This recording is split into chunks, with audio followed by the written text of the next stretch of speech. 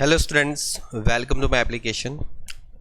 तो चलिए students start करेंगे। यूनिवर्सिटी ने जुलाई 2023 में जो क्वेश्चन पूछा था स्टैंडर्ड कॉस्टिंग का, ओके, उसकी हम शुरुआत करेंगे। देखो ये क्वेश्चन बहुत ही इंपॉर्टेंट है और मज़े की बात ये है कि जब जुलाई 2023 का क्वेश्चन पेपर आने वाला था उससे पहले मैंने एक स्टूडेंट को बोला भी था कि ये क्वेश्चन करके जाना, और एग्जैक्टली जुलाई 2023 में ये क्वेश्चन आया था। ठीक है, क्योंकि ये क्वेश्चन है ना, आप देखोगे यूनिवर्सिटी के पास ईयर के पेपर तो काफ़ी बार ये क्वेश्चन पूछे गए हैं। ठीक है, और इसके साथ साथ एक और क्वेश्चन है, ये भी मोस्ट इम्पोर्टेंट है, और ये तो मैं आपको इस सेमेस्टर में भी बोल सकता हूँ कि इस एग्ज़ाम में भी इसका पूछने का पूरा चांसेस है। 99% चांस है इस क्वेश्चन को पूछने का।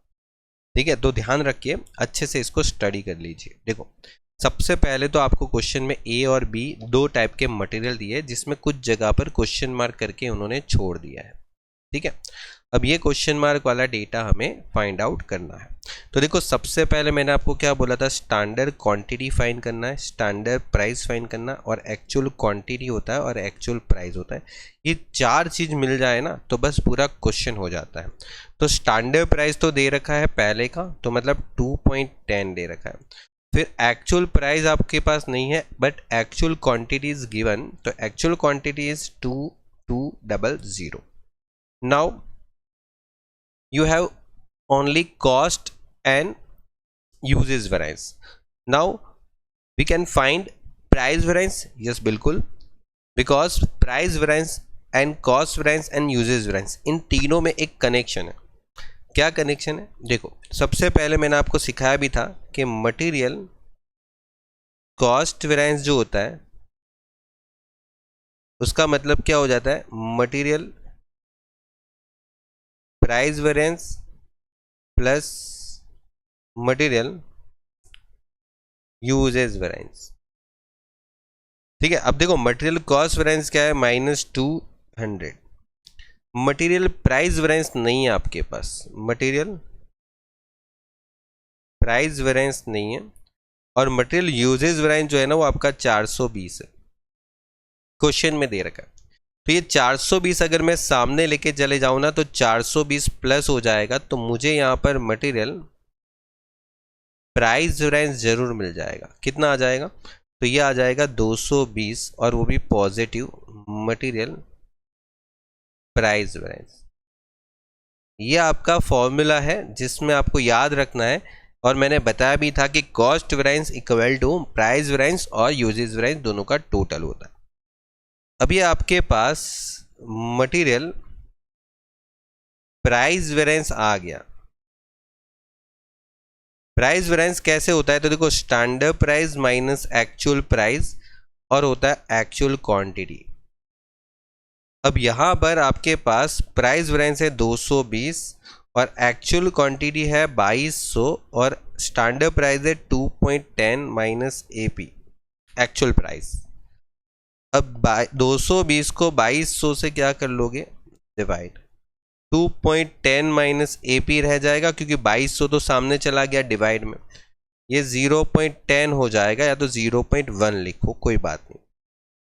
और आपका जो एपी है एक्चुअल प्राइस वो सामने चला जाएगा, तो 2.10 माइनस 0.10, तो actual price is 10, sorry actual price is 2। ठीक है, तो आपके पास एक्चुअल प्राइस मिल गया 2। अब देखो आपके पास प्राइस वेरिएंस भी मिल गया यहाँ पर 220, और ये आपको मिल गया 2। बस तो यही ढूंढना था ना, मिसिंग फ्रीक्वेंसी। आपको क्या पूछा है, मिसिंग डेटा फाइंड करना था, हो गया। अब ऐसा सेम काम आपको दूसरी साइड भी करना है बी में। ठीक है, ये अपने लिए किसका था, मटेरियल ए का था। यहां पर मटेरियल बी में, और मटेरियल बी में क्या है, standard quantity, standard price, actual quantity और एक्चुअल प्राइस। क्या होना चाहिए? तो देखो यहां पर एक्चुअल प्राइस जो है वो 5 है, एक्चुअल क्वांटिटी जो है वो 4400 है। अभी यहाँ पर आपके पास जो बाकी के दो डेटा नहीं है उसके हिसाब से आप फाइंड कर सकते हो। देखो इन दोनों का टोटल करोगे ना तो कॉस्ट वेरिएंस मिलेगा, मिलेगा कि नहीं? बिल्कुल। लेकिन हमें कॉस्ट वेरिएंस ढूंढने की कोई ज़रूरत पड़ेगी क्या? देखो, मुझे स्टैंडर्ड सेलिंग प्राइस निकालनी है और कॉस्ट वेरिएंस निकालना, ओके हो जाएगा। देखो यहाँ पर सबसे पहले वापस यही फॉर्मूला यूज़ करेंगे कि मटेरियल कॉस्ट वेरिएंस जो है उसका मतलब होता है material price variance plus material usage variance. ठीक है, आप इसको ठीक से लिख लेना। ठीक है, मटेरियल प्राइस वेरिएंस और मटेरियल यूजेज वेरिएंस। अब मेरे पास यहाँ पर एक एडवर्स है, एक फेवरेबल है, मतलब प्राइस वेरिएंस जो है वो माइनस में है, -4400, और ये है 2400। अगर दोनों का मैं टोटल करता हूँ ना तो 4400 माइनस में प्लस 2400 मतलब 2000 हो जाएगा माइनस में, और ये अपना आ गया 2000 माइनस में। ठीक है, उसके बाद आपको स्टैंडर्ड प्राइस निकालनी है, तो स्टैंडर्ड प्राइस निकालने के लिए प्राइस वेरिएंस को यूज कर सकते हो। अगेन मटेरियल प्राइस वेरिएंस क्या आ जाएगा? Price variance actual quantity standard price minus actual price. तो प्राइस वेरिएंस में कितना आ जाएगा? प्राइस वेरिएंस आपके पास है, यस बिल्कुल 4400 है, माइनस में एक्चुअल क्वांटिटी 4400 है, स्टैंडर्ड प्राइस आपके पास नहीं है, एक्चुअल प्राइस है आपके पास 5। ठीक है, देखो यहाँ पर सब कुछ दिया ही है, हमने ऊपर फाइंड किया। अब ये 4400 माइनस में divide by 4400 equal to standard price -5, तो आपके पास आंसर होगा -1, standard price -5, -1 plus 5, standard price कितना आ जाएगा? तो ये आ जाएगा 4, स्टैंडर्ड प्राइस इज 4। मतलब आपको जो फाइंड आउट करना था स्टैंडर्ड प्राइस वो 4 आ गया। ठीक है, मतलब यहाँ पर जो आपका क्वेश्चन मार्क था उधर आंसर आ जाएगा 4 रुपीज़, ये 2 रुपीज़ आए थे। हो गया काम कंप्लीट। तो जो क्वेश्चन मार्क थे बस उतना निकालना था, उससे अलावा तो कुछ करना ही नहीं था। ठीक है, चलिए तो ये आपका हो गया काम कंप्लीट। नेक्स्ट पेज पे चलते हैं। अब देखो नेक्स्ट पेज पे आपके पास जो यहाँ पर 4 मार्क का एक अच्छा खासा शॉर्ट क्वेश्चन है, बहुत इजी है। यहाँ पर सबसे पहले आपको लिखना है कि आपके पास जो वर्कर है वो 600 है, उसमें 500 है एक्चुअल में। महीने का जो वर्कर को पैसा देते हैं वो अवेलेबल है, और महीने के हिसाब से जो काम करते हैं उसका ड्यूरिंग द मंथ जो डेज काम करते हैं वो अवेलेबल है अपने पास। उसके बाद वो लोग महीने में कितना प्रोडक्शन करते हैं वो भी है।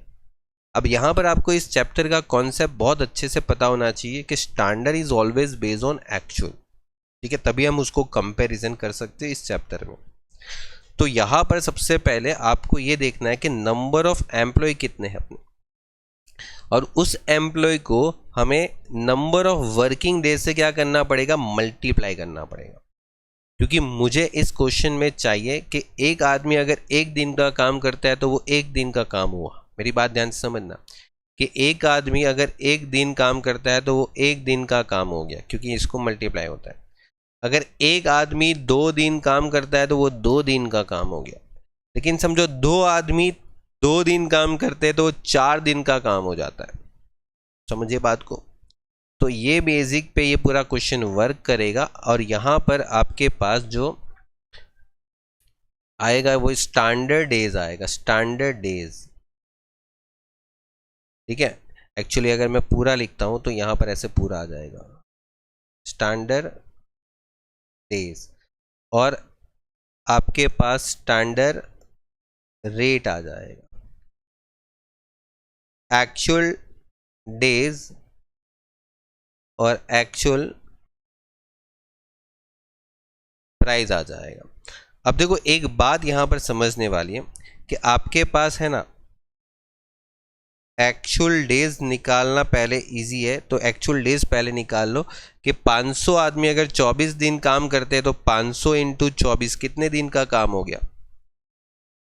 500 वर्कर अगर 24 दिन काम करते हैं तो 500 इंटू 24 कितना हो गया? 12,000। और ऐसे ही अगर 600 आदमी 25 दिन काम करेंगे तो कितने दिन का काम हो गया? तो ये हो गया स्टैंडर्ड डेज। ये 600 आदमी सॉरी 600 नहीं, 500 है ना, हाँ 600 आदमी 25 दिन काम करेंगे, 600 आदमी 25 दिन काम करें तो कितने का हो गया, 15,000। अब यहां पर देखो एक्चुअल डेज तो आपके पास हो गया 12,000, लेकिन मेन गलती क्या करते स्टूडेंट, इसको यहां पर लिख देते और गलत हो जाता है। क्यों, उसका रीजन है, एक्चुअल में आपको ये भी देखना होता है, क्या है ये, प्रोडक्शन, कि हम लोगों ने जब एक्चुअल वर्क किया ना, जो एक्चुअल काम किया वो कितने दिन काम हुआ, 12,000 मैन डेज, ये मैन डेज है, ये भी एक मैन डेज है, मतलब उतने मैन डेज का काम हुआ 12,000, लेकिन ये 12,000 मैन डेज का जो काम हुआ ना वो फॉर 14,000 यूनिट्स के लिए किया है। कितने, 14,000 यूनिट बनाने के लिए, मतलब 14,000 यूनिट बनाओगे तब जाके 12,000 दिन का काम करना पड़ेगा, और यहाँ पर 15,000 यूनिट का काम हुआ है, तो फॉर 15,000 यूनिट्स। तो मेन बात ये है कि मुझे ये वाली अमाउंट जो है ना वो 14,000 यूनिट के लिए है, तो यहाँ पर भी जो अमाउंट आएगी वो 14,000 यूनिट के लिए ही होना चाहिए, 14,000 के लिए होना चाहिए। कि 14,000 यूनिट बनाऊं तो मुझे कितने दिन लगे 12,000 दिन लगे, मैन डेज।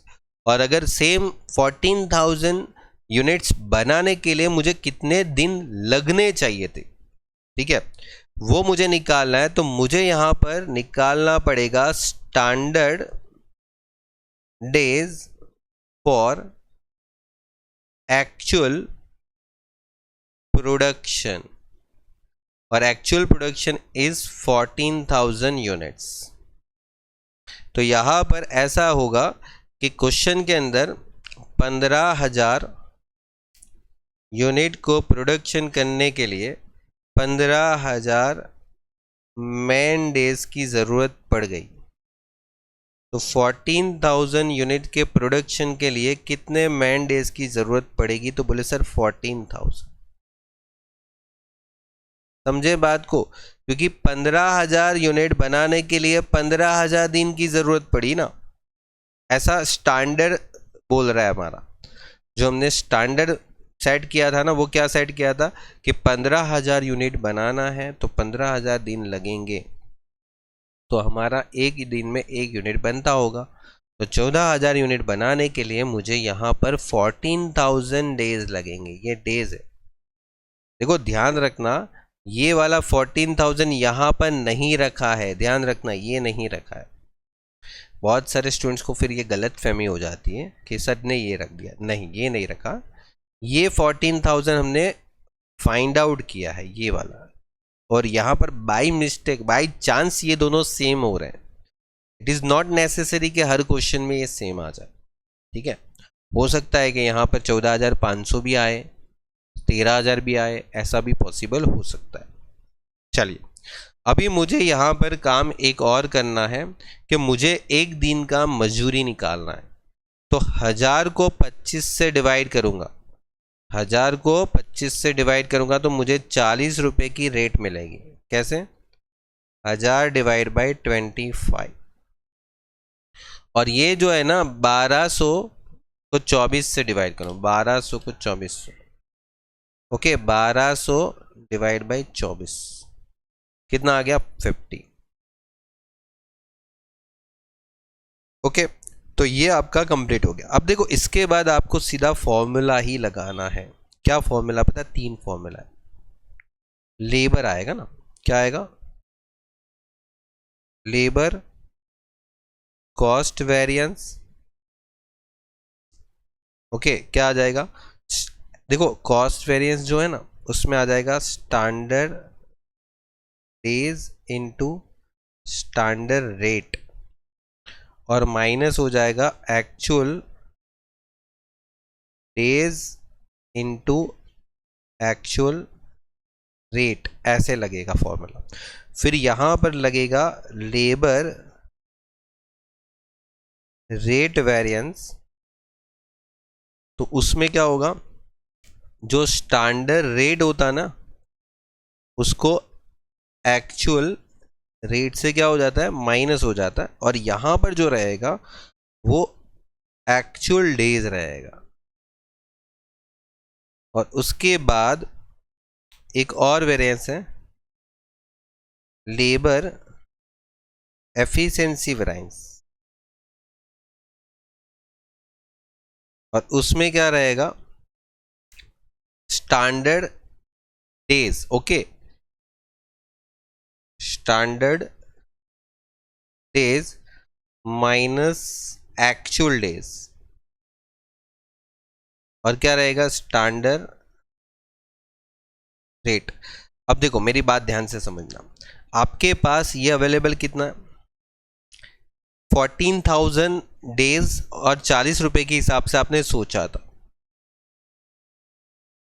लेकिन आपका जब खर्चा हुआ ना तो 12,000 और 50, 12,000 दिन में 50 रुपए के हिसाब से हुआ, 12,000 इंटू 50, मतलब 14,000 इंटू 40 कितना आ गया 5,60,000, और 12,000 इंटू 50 कितना आ रहा है 6 लाख रुपए, और 560 और 6 लैक्स कितना आ रहा है -40,000। ये आपका एडवर्स आ गया। ओके, और एडवर्स भी लिख सकते हैं या तो अनफेवरेबल भी लिख सकते हैं, यू भी लिख सकते हैं। अब देखो एक्चुअल डेज आपने 12,000 काम किया, स्टैंडर्ड 40 का रेट सोचा था, 50 रुपये रेट दिया आपने, 10 रुपये ज़्यादा दिया। अब 10 रुपये ज़्यादा दिया उसके कारण 1,20,000 का आपका नुकसान हो गया, ये भी एडवर्स आ गया। और जितने दिन में आपने काम सोचा था 14,000 दिन में, उसमें आपने 12,000 दिन में ही काम खत्म कर दिया, तो उसके कारण आपने 40 रुपये जो सोचा था कि 40 रुपये पेमेंट करेंगे तो वो ज़्यादा सोच लिया था, तो अपना जो स्टैंडर्ड डेज था वो 14,000 है, मतलब 14,000 डेज का काम सिर्फ 12,000 में ही हो गया, मतलब टाइम बचा, 2,000 दिन का काम बच गया। तो 2,000 दिन का जो कॉस्ट है वो आपने ज़्यादा एस्टिमेट कर लिया था, तो यहाँ पर हो गया 80,000 ये फेवरेबल। और ये 80,000 और ये 1,20,000 इसको टोटल करो, देखो 1,20,000 ये आपका रेट वेरिएंस था, 80,000 वो आपका एफिशिएंसी वेरिएंस है। अगर इन दोनों का टोटल करते हैं ना तो -40,000 मिलता है। ठीक है, कंप्लीट। तो ये हो गया आपका क्वेश्चन फिनिश। तो स्टूडेंट्स मिलते हैं नेक्स्ट लेक्चर में नए क्वेश्चन के साथ, तब तक के लिए good bye, take care students. और इस पेपर के जितने भी आपको थियरी है वो पढ़ के जाना है। Okay, good bye, take care.